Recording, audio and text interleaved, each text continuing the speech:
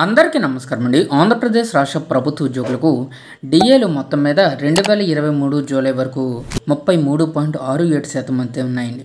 ఇక ఈ డిఏలన్నీ కూడా పిఆర్సీలో మెర్జింగ్ అయితే అవుతాయి. పే స్కేల్స్కి సంబంధించి కొత్తగా నిర్ణయించే లెక్కలకు సంబంధించి ఈ వీడియోలో డిస్కస్ అయితే చేద్దామండి. సో ముందుగా పిఆర్సీ పే స్కేల్స్ 2025 అంటే ఈ ఇయర్లోనే అమలు అవ్వాలని భావిస్తున్న ప్రతి ఒక్క ఉద్యోగులు కూడా వీడియోని ఒక లైక్ చేసి మీ తోటి ఉద్యోగ మిత్రులకు వీడియోని అయితే షేర్ చేస్తారని మన ఛానల్ తరఫున కోరుచున్నాం. సో యాక్చువల్గా 2026 మనకి జనవరి నుంచి కేంద్ర ప్రభుత్వ ఉద్యోగులకు కొత్త పిఆర్సీని అయితే అమలు చేయాల్సి అయితే ఉంది. దీనికి సంబంధించి ఇప్పటికే కేంద్ర ప్రభుత్వం ప్రతిపాదనలు సిద్ధం చేసుకుంది. పిఆర్సీ కమిషనర్ను కూడా నియమించడం జరిగింది. అయితే త్వరలోనే అమలు చేయబోయే 8th పే కమిషన్కి సంబంధించి కేంద్ర ప్రభుత్వం ఆల్రెడీ తన యొక్క పనిని స్టార్ట్ చేసింది. ఇక ఆంధ్రప్రదేశ్ రాష్ట్ర ప్రభుత్వం అయితే కొత్త పిఆర్సీకి సంబంధించి ఎటువంటి పురోగతి లేదు.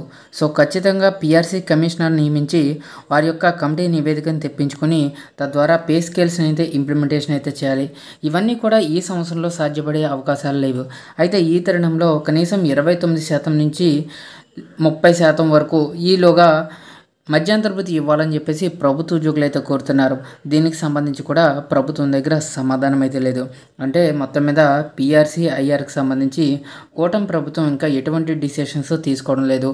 బడ్జెట్ సమావేశాల్లో భాగంగా ఉద్యోగులకి పెద్దపీట వేస్తారు అనుకుంటే బడ్జెట్లో కూడా ఉద్యోగులకి సంబంధించి ఎటువంటి అప్డేట్స్ కూడా ఇవ్వలేదు. మనకి 12వ పిఆర్సీని ఎప్పుడు అమలు చేసినప్పటికీ కూడా జూలై 2023 నాటికి డిఆర్ ఎంత శాతం ఉంటే అంత శాతాన్ని కూడా బేసిక్లో మెర్జ్ చేస్తారండి.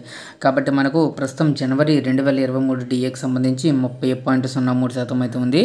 సో ఇక్కడ 2023 జూలై నాటికి డిఏ చూసుకున్నట్లయితే 33.67% అయితే ఉంది. అంటే మనకి 2023 జూలై వరకు డిఏలు క్లియర్ చేయడం జరిగింది. ఇక మనకి రావాల్సిన డిఏ లిస్ట్ చూసుకున్నట్లయితే 2024 జనవరి, 2024 జూలై డిఏలతో పాటుగా ఇక 2025 జనవరి డిఏ, అంటే మొత్తం మీద ఈ సంవత్సరం డిఏతో కలిపి 3 డిఏ బకాయిలు అయితే పెండింగ్లో ఉన్నాయి.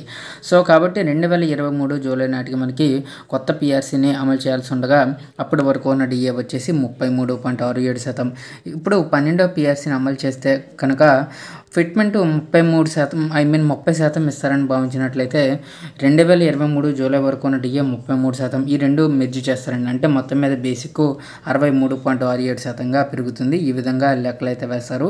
సో చూద్దామండి పిఆర్సీ కమిషన్ రిపోర్ట్ అయితే ఫిట్మెంట్ ఎంత ఇస్తుంది. ముందుగా పిఆర్సీ కమిషన్ చైర్మన్ నియమించాలి కదా. సో ఈ విధంగా ప్రభుత్వ ఉద్యోగులకి సంబంధించి పెండింగ్ ఇష్యూస్ని త్వరగా క్లియర్ చేయాలి.